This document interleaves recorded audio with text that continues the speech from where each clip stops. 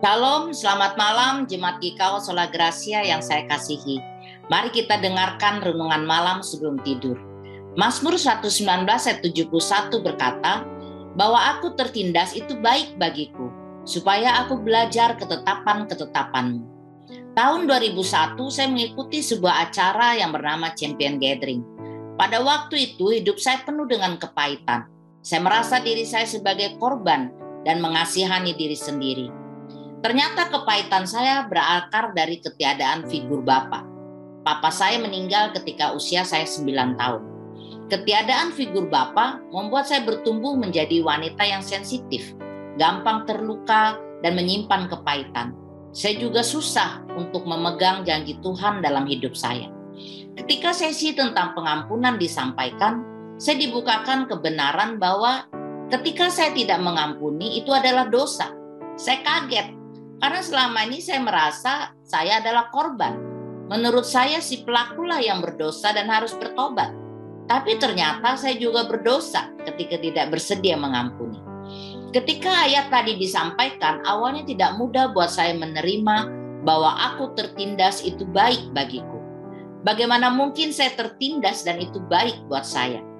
Kemudian saya memahami bahwa kebaikan dari penindasan itu bukanlah pada perasaan saya yang terluka, tapi penindasan itu mendorong pikiran dan kehendak saya untuk belajar ketetapan-ketetapan Tuhan.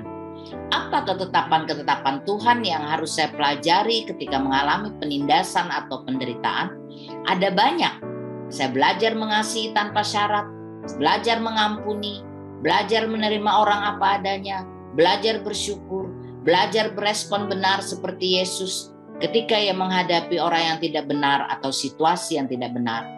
Ketetapan-ketetapan inilah yang selama ini tidak saya pelajari dengan sungguh-sungguh, sehingga kebaikan penindasan itu tidak saya alami. Saya mengambil keputusan untuk mengampuni setiap orang yang selama ini melukai saya. Bahkan persoalan yang saya pikir sudah beres, ternyata itu hanya mengendap di alam bawah sadar saya. Roh Kudus bongkar semua.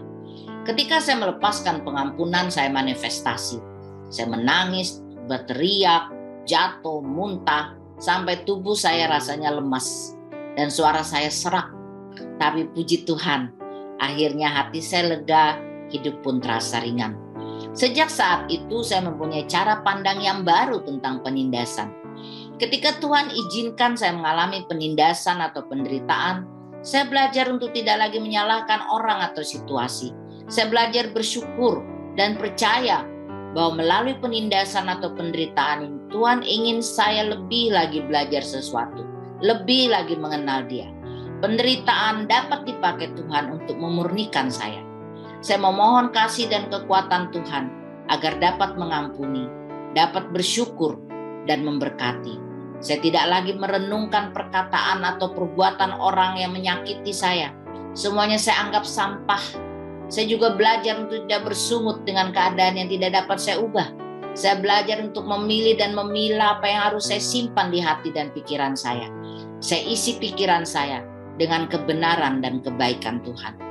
Dan saya belajar hal ini bertahun-tahun. Bahkan sampai pada hari ini, saya masih terus belajar bagaimana menjaga hati dan pikiran saya. Sampah-sampah selalu ada di sekitar saya. Tapi saya belajar mengelolanya agar tidak membusukkan hidup saya. Gagal, coba lagi. Gagal, bangkit lagi. Saudaraku yang terkasih, mungkin saat ini ada di antara saudara yang sedang mengalami penindasan atau penderitaan, baik terhadap orang maupun terhadap situasi. Mari kita perkatakan ayat ini dengan penuh iman, bahwa aku tertindas itu baik bagiku, supaya aku belajar ketetapan-ketetapan. Mari kita datang kepada Tuhan memohon pertolongannya, agar kita dapat mengampuni, dapat bersyukur, dan mempercayai Tuhan bahwa Ia sanggup memakai penderitaan ini agar kita semakin bertumbuh dewasa dalam Kristus. Dengan pertolongan Roh Kudus, kita pasti dapat menemukan dan mempraktekkan ketetapan-ketetapan Tuhan dalam hidup kita. Kata kuncinya adalah belajar.